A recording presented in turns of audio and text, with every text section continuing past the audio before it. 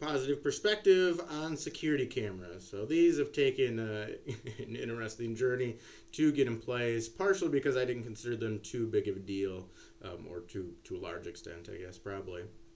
And so there were some concerns that someone had access to the building. This was a while ago, that might not supposed to have access to the building, and so I just wanted to see who might be getting in at a time they weren't supposed to, or I wasn't too concerned about that. The timing, as long as they're supposed to be getting in, it's just if someone has access that isn't supposed to.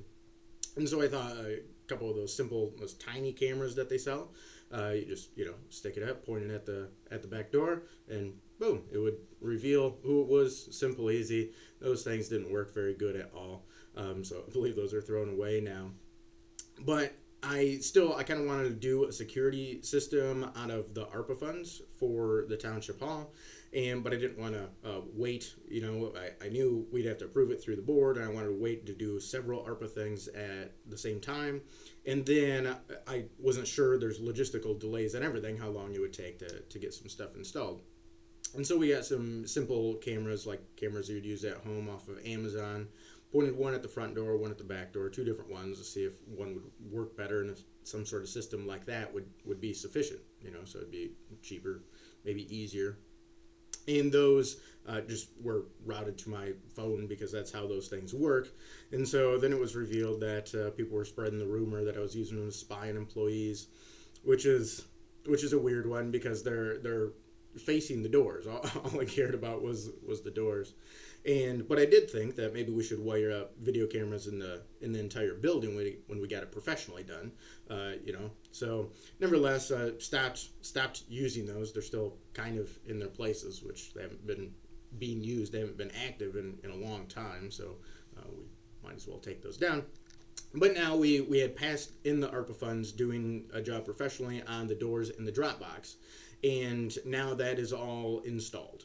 And so we have cameras on the doors in the drop box, which obviously the drop box is a big concern.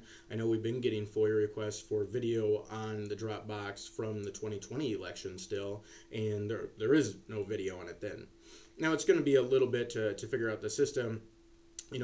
As it is now, it's at first it's motion activated, and so we've been debating just making it continuously recording during the time when people would be dropping off ballots, but the motion activated obviously makes it so the memory can stay a lot longer, and you're not getting a lot of useless video feed for a large portion of time.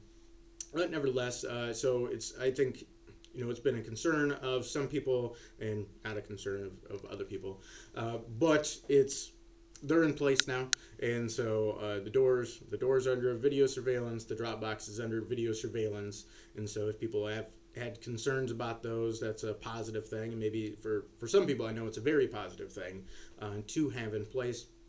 And it's a little bit of a security thing here because I know people get tense over different aspects of politics, obviously, right? Very controversial. Every small item becomes a huge item. There's all, like, just tons of controversy, drama, conspiracies, deception, all this stuff. It's a crazy industry. Worst industry that I've contacted, and there's some bad ones out there, right? and so, which is necessary in the society, or well, I view government as a necessary evil, and so government ends up being like that because of human nature, right? You say the fallen nature, or however you want to express that or phrase that, but it's definitely there. And so there's a little more security for the administrative assistants and people who are in the office as well this way, which I think is a good thing, definitely a good thing. And so those are in place. That's another positive thing checked off. If anyone has any other positive things that they want highlighted or negative things that they want addressed, feel free to reach out. My phone number, the direct line at the office, is area code 231-332-6700, or email supervisor@daltontownship.org or jeffrey.martin@daltontownship.org. Thanks. Until next time, this is Jeff signing off.